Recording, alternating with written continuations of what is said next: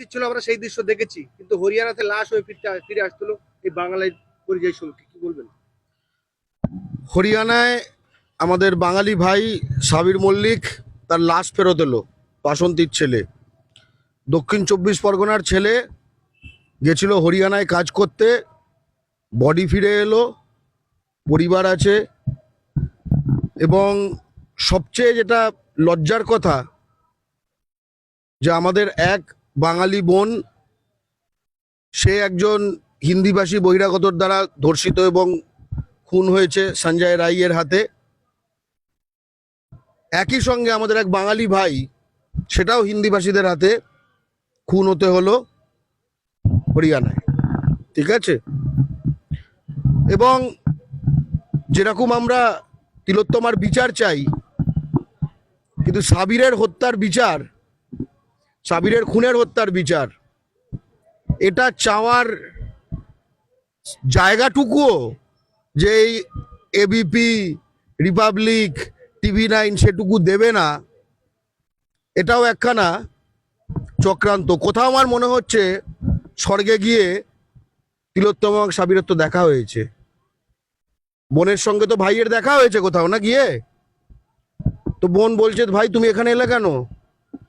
বলে, দিদি আমাকেও পিটিয়ে মেরে দিল, তোমাকে যারা ধর্ষণ এবং খুন করেছে ওরাই আমাকে পিটিয়ে মেরেও দিয়েছে। তোমার বিচারের জন্য বাংলা পক্ষ লড়ছে, সকলে লড়ছে, কিন্তু আমার বিচারের জন্য কে লড়ছে? এই উত্তরটা বাংলা পক্ষ দিতে চায়, যে আর কিছু না থাকুক, বাংলা পক্ষ আছে লড়ার জন্য।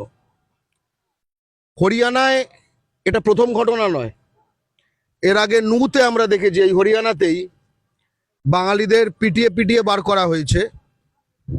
তাদের সামান্যতম যে ঘর বাড়ি যা তৈরি করেছিল ভেঙে দেওয়া হয়েছে।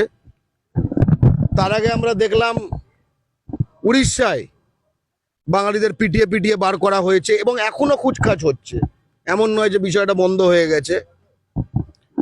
তারও আগে লোকেদের এখন এতগুলো ভুলে যায় জিনিসগুলো, বাংলা পক্ষ ভোলেনি, কারণ আমরা পথে আন্দোলনে ছিলাম, প্রতিবাদে। মালদার আরেক বাঙালি ভাই আফরাজুল খান, তাকে রাজস্থানে অন ক্যামেরা পুড়িয়ে মেরে খুন করা হয়েছিল, অন ক্যামেরা। ঠিক আছে? এবং আমার মনে পড়ে, যারা খুন করেছিল তারা তো ওর ভাষা বোঝে না, কিন্তু ওই খুনের ভিডিওতে, তাকে পোড়ানোর ভিডিওতে আমার ভাই একটা কথা বলেছিল আফরাজুল, যে জানে মেরো না, জানে মেরো না। এই কথাটা আমার এখনো মাথায় আছে। তখন বাংলা পক্ষ খুব ছোট ছিল যখন এই প্রতিবাদটা আমরা করেছিলাম। আজকে যেরকম এতগুলো বুম দেখছেন, তখন আমরা দুজনে মিলে প্রতিবাদ করতে এসেছিলাম। ঠিক আছে? বাংলা পক্ষ তখন 3-4 মাস হলো শুরু হয়েছে। একজন ক্যামেরা ধরেছিল, আরেকজন আমি ছিলাম, দেখে মনে হচ্ছিল যেন একজন প্রতিবাদ করছে, আসলে দুজন প্রতিবাদ করছিল। আমি একটা কথাই বলতে চাই, এর শেষটা কোথায়? একটা জিনিস কমন লক্ষ্য করে দেখবেন, যে হরিয়ানায়, রাজস্থানে, উড়িষ্যায় যে যে জায়গায় বাঙালিদের পেটানো হচ্ছে, ঠিক আছে, মারা হচ্ছে, খুন করা হচ্ছে, একটা জিনিস কমন, সেখানে বিজেপি সরকার, সেখানে বিজেপি সরকার। এমনকি কর্ণাটকেও যখন বাঙালিদের তাড়ানো হলো, এনআরসি ওইসব বলে বাংলাদেশি কেস দেওয়া হলো, ফরেনার করে জেলে ঢুকিয়ে দেওয়া হলো। ঠিক আছে? আমার মনে পড়ে পলাশ অধিকারীকে, তখনও সেখানে বিজেপি সরকার, যেই কংগ্রেস এলো জামিন পেল। তার মানে সারা ভারত জুড়ে বাঙালির বিরুদ্ধে একখানা ষড়যন্ত্র শুরু করেছে বিজেপি। আমি একটা কথাই বলছি, সামলাতে পারবে তো?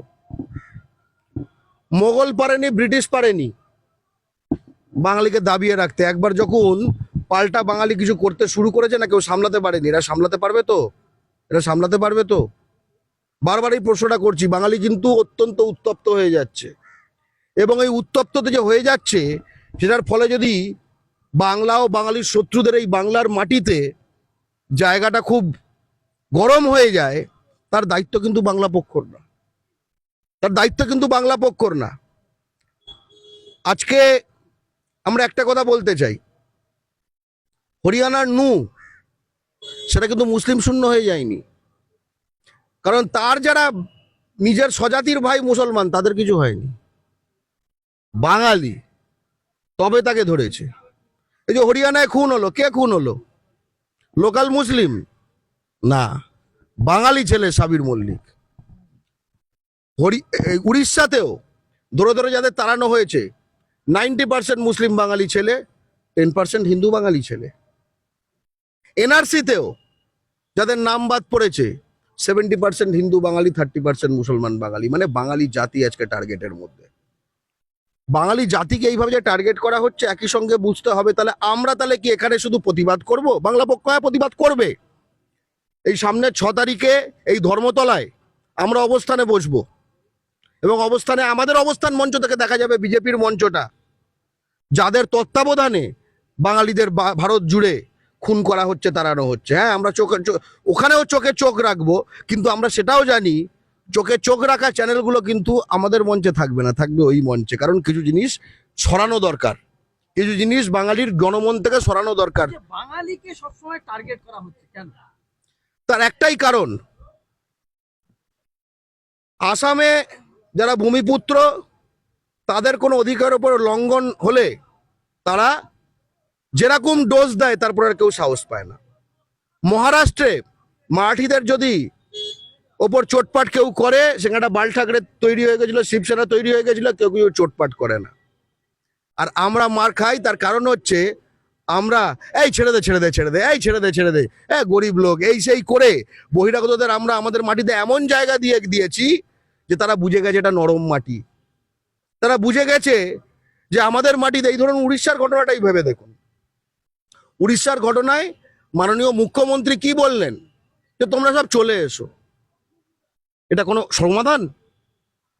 আর যদি এটাই সমাধান হয়, তাহলে বাংলার মাটিতে চাকরিতে ভূমিপুত্র সংরক্ষণ নেই কেন? এই যে ধুলাগড়ে, রানিহাটিতে যে লজিস্টিক্স, সেখানে মুসলিম নেবে না, বাঙালি নেবে না বলে আজকে অ্যাডভার্টাইজমেন্ট দেওয়া হচ্ছে, ঠিক আছে, ধুলাগড়ে।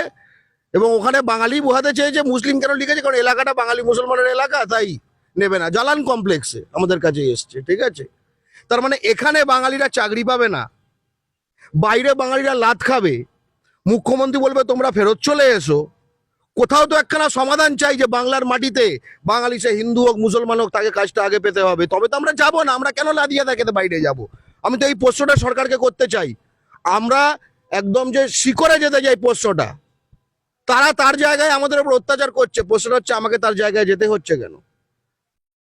আজকে আমার মাটিতে 1 কোটির বেশি বহিরাগত কাজ করছে। বিধানসভায় শ্রমমন্ত্রী মলয় ঘটক সেটা নিজের তথ্য পেশ করেছে। আর 21 লাখ বাঙালি তারা বাংলার বাইরে কাজ করছে। বাইরে গেছে 21 লাখ, বহিরাগত ঢুকেছে 1 কোটির বেশি। তার মানে এক একটা ছেলের 5টা করে চাকরি হবে, সেই রকম আমাদের এইখানে অবস্থা। কিন্তু সেখানে আমাদের বলা হচ্ছে, কদিন আগে দেখলাম ভিভরে প্যানেল, তারা বলেছে মারোয়ারি বিহারি ছাড়া নেবে না, টোটাল ওপেন অ্যাড দিয়েছে। মার্লিন গ্রুপ তারা বিজ্ঞাপন দিয়েছে বাঙালি নেবে না। জালান কমপ্লেক্সে লজিস্টিক্সে বিজ্ঞাপন দিয়েছে মুসলিম নেবে না। মুসলিম নেবে না মানে মাথায় রেখো, রানিহাটিতে যখন বলছে তার মানে মুসলমান বাঙালি নেবে না। তারা এইসব এই কলকাতা খিদিরপুরকে বলেনি, ঠিক আছে। তাদের মধ্যে খুব সাট আছে, কিন্তু তাদের মধ্যে প্রচন্ড সাট আছে। আমার মনে পড়ে যখন আফরাজুলকে হত্যা করা হয়েছিল, শম্ভুলাল রেগার যদ্দূর মনে হয় সেই হত্যাকারী, তার ডিফেন্সে একটা ফান্ড বানানো হয়েছিল। মানে ভেবে দেখো, একটা খুনি অত্যাচারী, ঠিক আছে, তার তাকে যাতে আইনি ভাবে সাহায্য করা যায় তার জন্য ফান্ড তোলা হয়েছিল, লাখ লাখ টাকা উঠেছিল। আমি জানতে, আর একটা বড় কথা যেটা বলতে চাই, সেই ফান্ডে বেশ কিছু টাকাই পশ্চিমবঙ্গ থেকে, কলকাতা থেকে উঠেছিল, ঠিক আছে। আমি শিওর আমরা যেখানে দাঁড়িয়ে আছি, এই ধর্মতলা, বড়বাজার, ঠিক আছে, এইসব জায়গা থেকেই উঠেছে টাকাগুলো। আমরা বাংলার মাটিতে, মানে রাজস্থানের মাটিতে বাঙালিকে খুন করেছে যে অন ক্যামেরা, তার খুনির ডিফেন্সের জন্য লোকজন যারা পয়সা দেয় তারা কিন্তু এখানে বসে আছে। আমরা কতদিন ধরে আর দুধ কলা দিয়ে সাপ পুষবো? বাংলা পক্ষ যে লড়াইটা শুরু করেছে, যে লড়াইটার ফলে বাঙালিকে ঐক্যবদ্ধ করছে, যে লড়াইটার ফলে আমরা চাই যে পুঁজি বাজার, চাকরি, জমি, অটো লাইন, টোটো লাইন, খনি, বন্দর, জনবিন্যাস, জনপ্রতিনিধিত্ব, সব কিছুর ক্ষেত্রে বাংলার মাটিতে 90% আমাদের বাঙালিদের আগে দিতে হবে। পশ্চিমবঙ্গের আমরা যারা বাঙালি, আমাদের আগে দিতে হবে। আমরা আগে পেট পুড়ে খাবো, তারপরে বাকিরা পাবে। আমাদের বাংলায় কাজ আছে কিন্তু বাঙালির কাজ নেই, যেহেতু বাঙালির কাজ নেই সে বলে বাংলায় কাজ নেই, বাইরে গিয়ে লাথি চাটা খায়। আর আগে সিপিএমকে গালাগাল দিত, এখন তৃণমূলকে গালাগাল দেয়, কিন্তু এটা কোনো সমাধান নয়। বাংলা পক্ষ সমাধানের রাজনীতি করছে। এবং হ্যাঁ, অবশ্যই আমরা রাজনীতির আগে যেটা করছি সেটা হচ্ছে রাজ্যনীতি। আজকে রাজনীতির ঊর্ধ্বে আমাদের এবার রাজ্যনীতি করতে হবে। আমি একটা কথা বলছি, সামিরুল ইসলাম যে পরিযায়ী বোর্ডের যে ইনচার্জ রয়েছে, সে ফেরত আনছে লোকেদের, কিন্তু খুনের কেসটা সমাধান হবে? আজকে পাওয়া যাবে হরিয়ানাতে, আমাদের এখানে যেরকম আমরা নেমে পড়েছি, হরিয়ানায় কেউ নেমে পড়েছে সাবির মল্লিকের বিচার চেয়ে? জাস্টিস ফর সাবির মল্লিক কেউ উঠেছে? তার মানে বাঙালির পাশে কিন্তু দিনের শেষে ভাই বাঙালিই আছে। 6 তারিখে আমরা ধর্মতলায় অবস্থানে বসছি, সেখানে উড়িষ্যার পীড়িতরাও আসবে, ঠিক আছে? আমরা কিন্তু এই কলকাতা, বাংলা ও বাঙালির রাজধানী কলকাতার প্রাণকেন্দ্র, সেটা যে সারা ভারতে বাঙালিকে যেভাবে তাড়ানো হচ্ছে, মারা হচ্ছে, খুন করা হচ্ছে, সেই জায়গাটা মিডিয়া থেকে অফ করে দেওয়া হয়েছে। বাংলা পক্ষ সেই ভয়ঙ্কর ঘটনাগুলিকে কলকাতার প্রাণকেন্দ্রে আবার পুনর্প্রতিষ্ঠিত করবে, করে একটা আয়না তুলে ধরবে এই সমাজের কাছে, যে দেখুন বহুদিন অনেক বিশ্বমানবতা করেছেন, বহুদিন সন্দীপ ঘোষের মতো সেই ধরনের 2 নম্বরই লোক পোষা হয়েছে, যার বডিগার্ড দেশওয়ালি, যে টেন্ডার দেয় যে ক্যান্টিনের সেটা দেশওয়ালি, তার যে এই জায়গায় যে সিভিক হয়েছে দালাল হয়ে ঢুকে যায় তারা দেশওয়ালি। এবার আসল বাঙালিরা, আমরা বাংলা পক্ষ, আমরা সেইখানে মঞ্চে থাকবো। খুব স্পষ্ট কথা, আমাদের যে ধর্নার হবে, এবং সেখানে সকলকে বলবো এসো, সকলকে বলবো এসো, জানো বাঙালি কিভাবে নিপীড়িত হচ্ছে। কারণ এই কথা কোনো চ্যানেল বলবে না, প্রতিটি ইউটিউব চ্যানেল যারা রয়েছে বাংলায় আজকে, যারা রয়েছে এবং এর মাধ্যমে আজকে অন্যরা যারা জানবে, তারা বলবো সকলে এসো।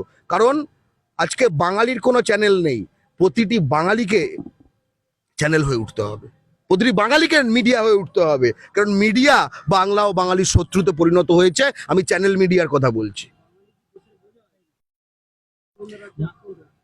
আমি বরং উল্টো কথা বলবো, কদিন আগে মুখ্যমন্ত্রী বলেছে 3-4টে রাজ্যর বোঝা আমাদের বইতে হচ্ছে 3-4টে রাজ্য, আমি নামগুলো করে দিই, ইউপি, বিহার, ঝাড়খণ্ড, উড়িষ্যা, সিকিম, ঠিক আছে? এদের বোঝা আমাদের বইতে হচ্ছে। মুখ্যমন্ত্রী বলেছে তারা এই সব জায়গায় কাজ থেকে শুরু করে, যে সরকারি স্কিম থেকে শুরু করে রাস্তাঘাট সবকিছু দখল করে নিয়েছে। এটা অন্য জায়গায় বাঙালি করার সাহস পাবে কখন? অর্থাৎ আমি অন্য রাজ্যে আমি বাঙালি বলে মার খাবো, বাঙালি বলে খুন হব, অন্য রাজ্য থেকে আমার লাশ আসবে, আর আমার মাটিতেও আমি ওদের হাতেই আমার বোন লাশ হবে। আজকে আমরা কি ভয়ঙ্কর জায়গায় বাস করছি। আমরা কি এই কারণে বাঙালি রক্ত দিয়ে ভারত স্বাধীন করেছে? এক্ষুনি বলা হলো না বাঙালি ভারতের বোঝা, বরং আমি বলবো বাকি ভারত ছিল বাংলার বোঝা।